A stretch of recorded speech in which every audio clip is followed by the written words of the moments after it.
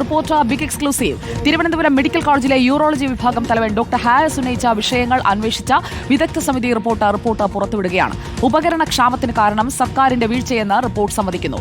Doctor ഹാരിസിനെ തല്ലിയും തലോടിയുമുള്ള റിപ്പോർട്ടാണിത്. Doctor Haris ഉന്നയിച്ച കാര്യങ്ങൾ ശരിയാണെന്ന് കണ്ടെത്തുമ്പോഴും പെരുമാറ്റച്ചട്ട ലംഘനം ഉണ്ടായെന്നാണ് വിലയിരുത്തൽ.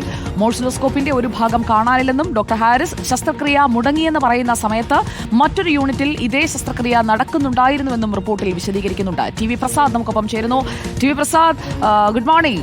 ഉപകരണങ്ങൾ വാങ്ങുന്നതിന് അല്ലെങ്കിൽ ഉപകരണങ്ങൾ അവിടെ കൃത്യമായി എത്തിക്കുന്നതിന് ഉണ്ടായ വീഴ്ച, അത് രോഗികളെ വലയ്ക്കുകയും ശസ്ത്രക്രിയ മുടങ്ങുന്ന സാഹചര്യം ഉണ്ടാവുകയും ചെയ്തു എന്ന യാഥാർത്ഥ്യം ഒരു ഭാഗത്ത് നിൽക്കുമ്പോൾ, അത് ഉന്നയിച്ച ഡോക്ടറുടെ കണ്ടെത്തലുകൾ അല്ലെങ്കിൽ അദ്ദേഹത്തിന്റെ ഫേസ്ബുക്ക് പോസ്റ്റിലെ പിന്നീടുള്ള പ്രതികരണങ്ങളിലെ കാര്യങ്ങൾ ശരിയെന്ന് സമ്മതിക്കുമ്പോഴും ഒരു ഭാഗത്തുകൂടി ഡോക്ടറെ കൂടി പഴിചാരാനായിട്ടുള്ള നീക്കം ഈ റിപ്പോർട്ടിൽ നമുക്ക് കൃത്യമായി കാണാൻ സാധിക്കുന്നില്ലേ? Good morning സുജിയ. ഉറപ്പായിട്ടും അതുതന്നെ കാണാൻ കഴിയും. ഹാരിസ് ഉന്നയിച്ച വിഷയങ്ങളായിരുന്നു പ്രധാനമായും അന്ന് വിദഗ്ധ സമിതി മുമ്പാകെ അന്വേഷിക്കാൻ പറഞ്ഞതെങ്കിൽ കൂടിയും യൂറോളജി ഡിപ്പാർട്ട്മെന്റുമായി ബന്ധപ്പെട്ട എല്ലാ കാര്യങ്ങളും അന്വേഷിക്കുന്ന തലത്തിലേക്ക് അന്ന് അന്വേഷണ സംഘം, വിദഗ്ധ സംഘം മാറുകയായിരുന്നു. അതിന്റെ ഭാഗമായിട്ടായിരുന്നു മോഴ്സിലോസ്കോപ്പ് വിവാദം കൂടി ഇതിലേക്ക് കടന്നു വന്നത്. ഹാരിസ് ഉന്നയിച്ച വിവാദങ്ങൾ, ഹാരിസ് ഉന്നയിച്ച കാര്യങ്ങൾ, ആ കാര്യങ്ങളിലെ വസ്തുതകൾ അക്കമിട്ട് നിരത്തുകയും ചെയ്യുന്നുണ്ട് ഈ റിപ്പോർട്ടിൽ എന്നതാണ്. അതോടൊപ്പം തന്നെ ഹാരിസിനെ പ്രതിരോധത്തിലാക്കുന്ന നിലയിൽ മോഴ്സിലോസ്കോപ്പിന്റെ ഒരു ഭാഗം നഷ്ടപ്പെട്ടു എന്ന ഒരു കണ്ടെത്തലും ഈ റിപ്പോർട്ടിന്റെ ഭാഗമായുണ്ട്. നേരത്തെ സുജയ പറഞ്ഞതുപോലെ തന്നെയാണ് തല്ലും തലോടലുമാണ് ഈ റിപ്പോർട്ടിൽ എന്നതാണ് പ്രധാനപ്പെട്ട ഒരു കാര്യം.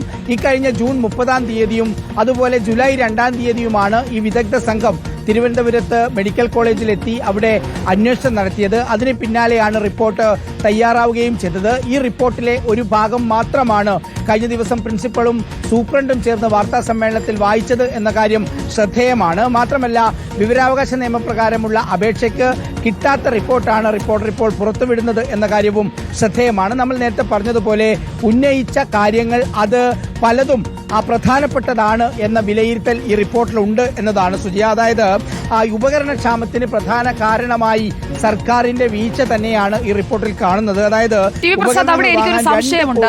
T V Prasad, doctor Haris ഈ തുറന്നു പറച്ചിലേക്ക് അല്ലെങ്കിൽ ഫേസ്ബുക്ക് പോസ്റ്റിലേക്ക് എത്തേണ്ട ഒരു സാഹചര്യം ഉണ്ടായത് എങ്ങനെയാണ്? ഫേസ്ബുക്ക് പോസ്റ്റ് ഇടുന്നത് അദ്ദേഹത്തിന്റെ സർവീസ് റൂൾസിന്റെ ലംഘനമാണ് എന്നുള്ള ഭാഗം നമ്മൾ അംഗീകരിക്കുമ്പോഴും സാമൂഹ്യ മാധ്യമ ഉപയോഗത്തിനൊക്കെ സർക്കാർ ഉദ്യോഗസ്ഥർക്ക് അതുപോലെ തന്നെ ഡോക്ടേഴ്സിനൊക്കെയുള്ള നിയന്ത്രണങ്ങൾ അല്ലെങ്കിൽ അവർക്കുള്ള നിർദ്ദേശങ്ങൾ അദ്ദേഹം ലംഘിച്ചു എന്ന ഭാഗം നമ്മൾ അംഗീകരിക്കുമ്പോഴും അദ്ദേഹത്തിന് ആ തുറന്നെഴുതേണ്ടി വന്നത് അദ്ദേഹം ചട്ടപ്രകാരം എല്ലാവരെയും അറിയിച്ചതിന് ശേഷവും നടപടി ഉണ്ടാകാത്തത് കൊണ്ടാണോ, അതോ അദ്ദേഹം രേഖാമൂലം ഈ പരാതിയൊന്നും പറഞ്ഞില്ല എന്ന് അന്ന് പറഞ്ഞു കേട്ടതാണ്, അത് ഇപ്പോൾ ഈ റിപ്പോർട്ടിന്റെ ഭാഗമായി വന്നിട്ടുണ്ടോ പ്രസാദ്?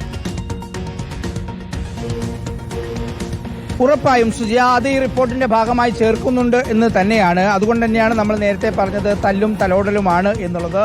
അതായത് പല തവണയായി പരാതി നൽകിയിരുന്നു എന്ന് ഹാരിസ് പറഞ്ഞിരുന്നു. പക്ഷേ ഹാരിസ് രേഖാമൂലം ഒന്നും നൽകിയില്ല എന്ന വിവരമാണ് അന്വേഷണ സംഘം മുമ്പാകെ അല്ലെങ്കിൽ വിദഗ്ധ സംഘം മുമ്പാകെ മെഡിക്കൽ കോളേജ് പ്രിൻസിപ്പളും സൂപ്രണ്ടും നൽകിയത് എന്നുള്ളത് റിപ്പോർട്ടിൽ പ്രത്യേകം പരാമർശിച്ചിട്ടുമുണ്ട്. പക്ഷേ അത് പറയുമ്പോഴും കുറച്ച് നേരത്തെ ഒരു വിവരാവകാശ രേഖ നമ്മൾ പുറത്തുവിട്ടിരുന്നു.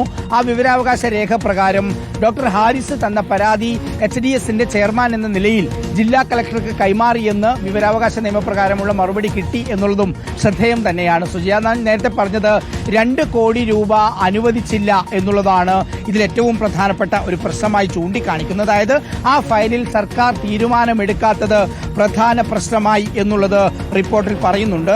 അതുപോലെ തന്നെ HDSന് പണം കിട്ടിയില്ല എന്നുള്ളത്. അതോടൊപ്പം തന്നെ റിപ്പോർട്ടിൽ പറയുന്ന ചില കാര്യങ്ങൾ ഏറെ പ്രധാനപ്പെട്ടതുമാണ് സുജിയ. അതായത് ഹാരിസിനെതിരായിട്ടുള്ള ഒരു ഭാഗം എന്ന് പറയുന്നത് ഹാരിസ് ഈ ശസ്ത്രക്രിയ മുടങ്ങിയെന്ന് ആരോപണം ഉന്നയിക്കുന്ന സമയത്ത് യൂണിറ്റ് 2 ശസ്ത്രക്രിയ നടക്കുന്നുണ്ടായിരുന്നു.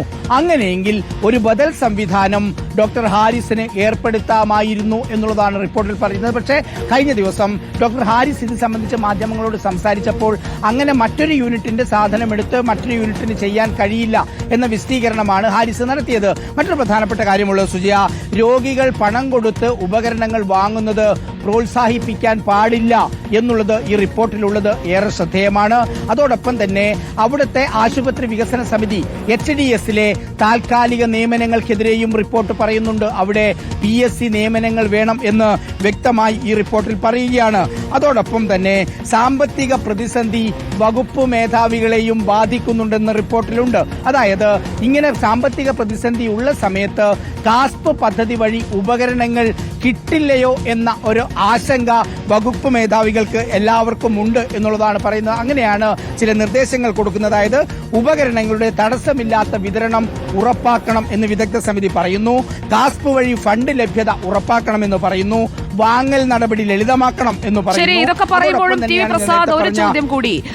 ഇതെല്ലാം കൃത്യമായി നടപ്പാക്കണമെന്ന് പറയുമ്പോൾ ഫണ്ട് എത്തുകയും ഇതെല്ലാം കൃത്യസമയത്ത് നടപ്പാക്കണം എന്ന ഒരു ശുപാർശ കൂടി വേണ്ടതല്ലേ? സമയത്ത് ഇതൊന്നും കിട്ടാത്തത് കൊണ്ടാണല്ലോ രോഗികൾക്ക് ഓടിപ്പോയി വാങ്ങിക്കൊണ്ടുവരേണ്ടത്. കാരണം അവരുടെ ജീവന്റെ പ്രശ്നമാണ്. അവർക്ക് ശസ്ത്രക്രിയ സമയത്ത് നടക്കണം. അതല്ലെങ്കിൽ അവരുടെ ജീവനെയാണ് ബാധിക്കുക. ജീവൻ മുന്നിൽ വെച്ചുള്ള കളിയാണ്. അല്ലാതെ ഏതെങ്കിലും ഒരു ഉപകരണം നന്നാക്കുന്ന ഒരു ടെക്നീഷ്യൻ അല്ലല്ലോ ഡോക്ടർ ഹാരിസ്. അദ്ദേഹം ഏത് വിഭാഗത്തെയാണ് കൈകാര്യം ചെയ്യുന്നത്? യൂറോളജിയാണ് ഡിപ്പാർട്ട്മെന്റ്. കൃത്യമായ സമയത്ത് കൃത്യമായ ഇടവേളയിൽ നടത്തേണ്ട ചികിത്സകളാണ്.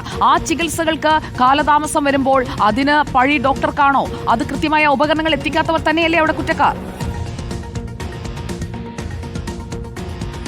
അത് തന്നെ റിപ്പോർട്ടിൽ വ്യക്തമായി പറയുന്നുമുണ്ട്. അതായത് ഉപകരണങ്ങൾ എത്രയും പെട്ടെന്ന് എത്തിക്കാനുള്ള സംവിധാനം ഉണ്ടാകണം എന്നിതിൽ വളരെ കൃത്യമായി പറയുന്നുണ്ട്. അത് വാങ്ങിക്കാനുള്ള നടപടികൾ പെട്ടെന്നുണ്ടാകണം. ഇത് സംബന്ധിച്ച് നേരത്തെ പറഞ്ഞത് 2 കോടി രൂപയുടെ ഫയലിൽ സർക്കാർ തീരുമാനമെടുക്കാത്തതാണ് ഈ പ്രതിസന്ധിക്ക് കാരണം എന്ന് പറയുമ്പോഴും ഈ സാധനത്തിന്റെ അടിക്കടിയുള്ള വിലക്കയറ്റം ഇതിനൊരു തടസ്സമായതായി പറയുന്നുമുണ്ട്. ഈ കാര്യങ്ങളെല്ലാം അന്വേഷണ സംഘത്തിന് ബോധ്യപ്പെട്ടു എന്നുള്ളതാണ് പ്രധാനം, സുജിയ.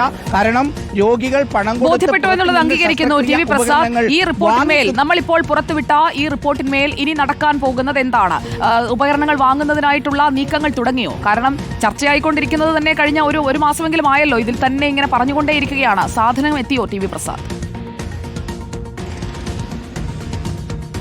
സാധനങ്ങൾ എത്തുക എന്നുള്ളത് തന്നെയാണ് ഇതിൽ ഏറ്റവും പ്രധാനപ്പെട്ട കാര്യം. രോഗികൾക്ക് ബുദ്ധിമുട്ടില്ലാത്ത രീതിയിൽ നമ്മുടെ മെഡിക്കൽ കോളേജ് ആശുപത്രികളിലെ ചികിത്സ തടസ്സപ്പെടാത്ത രീതിയിൽ മുന്നോട്ട് കൊണ്ടുപോവുക എന്നത് തന്നെയായിരിക്കണം ആരോഗ്യ വകുപ്പിന്റെ ലക്ഷ്യം, ഉദ്ദേശം. പക്ഷേ അതിൽ നിന്ന് മാറി ഇങ്ങനൊരു അഭിപ്രായം ഉന്നയിച്ച ഡോക്ടർ ഹാരിസിനെ മുൾമുനയിൽ നിർത്താനും സംശയമുനയിൽ നിർത്താനുമുള്ള നീക്കമാണ് കഴിഞ്ഞ ദിവസങ്ങളിൽ നമ്മൾ കണ്ടത്. സുജയ പറഞ്ഞതുപോലെ ആ ചോദ്യത്തിനാണ് ഇനി ഉത്തരമുണ്ടാകേണ്ടത്. സർക്കാർ എത്രയും പെട്ടെന്ന് ഉപകരണങ്ങൾ വാങ്ങിക്കൊടുക്കും എന്ന് നമുക്ക് പ്രതീക്ഷിക്കാം. അതിന്റെ നടപടികൾ തുടങ്ങി എന്നാണ് ആരോഗ്യ വകുപ്പിനോട് ബന്ധപ്പെടുന്ന സമയത്ത് നമുക്ക് മനസ്സിലാക്കാൻ കഴിയുന്നത്. Sujaya, okay, thank you T V Prasad. ഉപകരണങ്ങൾ അവിടെ എത്തുന്നുണ്ടോ? രോഗികൾക്ക് കൃത്യമായ ചികിത്സ മെഡിക്കൽ കോളേജാണ് സാധാരണക്കാരായ മനുഷ്യർ ആശ്രയിക്കുന്ന സ്ഥലമാണ്. അവിടെ അപ്പോൾ എല്ലാ കാര്യങ്ങളും കൃത്യമായി സമയബന്ധിതമായി നടക്കുന്നുണ്ടോ എന്ന് ഉറപ്പാക്കാൻ അത് ആ ഒരു ജാഗ്രത കണ്ണോടുകൂടി ടീം റിപ്പോർട്ടറും ഉണ്ടാകും മെഡിക്കൽ കോളേജിൽ.